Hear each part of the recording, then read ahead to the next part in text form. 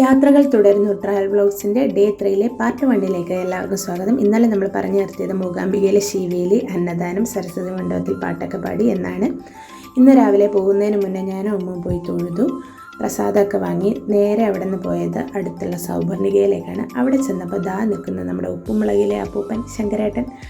അദ്ദേഹത്തെ കണ്ടു. നമ്മൾ വീഡിയോ സെൽഫി അങ്ങനെയൊന്നും അധികം എടുക്കാനൊന്നും നിന്നില്ല.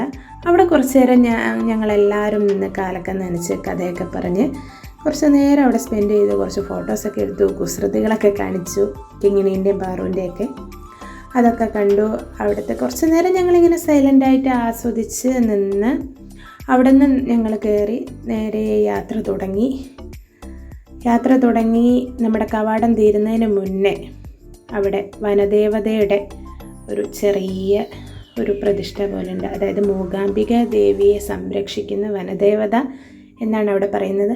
അവിടെ കുറച്ച് ഐതിഹ്യമുണ്ട്. അതിൻ്റെ ഒരു വീഡിയോ ഞാൻ വേറെ തന്നെ ഇടാം. എങ്കിലും ജസ്റ്റ് ഒന്ന് പറഞ്ഞു പോവാം. അതായത് നമ്മൾ അവിടെ നിന്ന് മണ്ണെടുത്ത് ആഗ്രഹം സാധിക്കാൻ വേണ്ടി മണ്ണെടുക്കുക.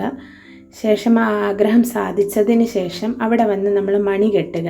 കണ്ടോ, ഇതേപോലെ ഒത്തിരി പേര് ചെയ്തിട്ട് പോയതാണ്. കുഞ്ഞുങ്ങളുണ്ടാവാൻ, ജോലി കിട്ടാൻ, ഓരോരോ പ്രയാസങ്ങൾ മാറാൻ, അങ്ങനെ എന്തിനു വേണമെങ്കിലും നമുക്ക് ദേവിയോട്, വനദേവതയോട് നമുക്ക് പ്രാർത്ഥിച്ച് അവിടെ നിന്ന് മണ്ണെടുത്ത് പോയി പിന്നീട് ആ ആഗ്രഹം സാധിക്കുമ്പോൾ ഇവിടെ വന്ന് മണി കെട്ടുകയും വേണം.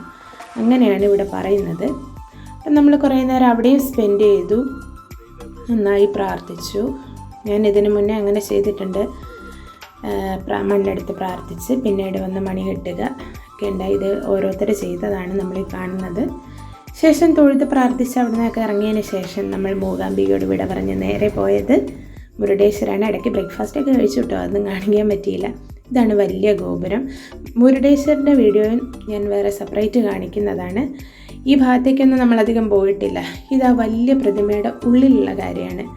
അതായത് ഒരു സ്റ്റോറി പോലെ ഇങ്ങനെ ഇട്ടിട്ടുണ്ട്. അതാണ് ഈ കാണിക്കുന്നത്. നല്ല ഭംഗിയാണ് കേട്ടോ, നല്ല രസമാണ്. അതിൻ്റെ അകത്ത് കയറിയ പ്രത്യേകിച്ചൊന്നും പറയാൻ തോന്നുന്നില്ല. അങ്ങനെയാണ്, ഒരു പീസ്ഫുള്ളായിട്ടുള്ള സ്ഥലമാണ്. നമുക്ക് സ്റ്റോറി പോലെ ഇങ്ങനെ ഈ ഒരു ചുവർ ചിത്രങ്ങളും ഒക്കെ കാണാം. അവിടെ ഒന്നും തൊടാൻ പാടില്ല. അതിൻ്റെ അകത്ത് മാത്രം ഫുൾ AC ആണ് കേട്ടോ. ഇതിൻ്റെ വേറെയും കുറച്ച് വീഡിയോസൊക്കെ എടുത്തിട്ടുണ്ടായിരുന്നു.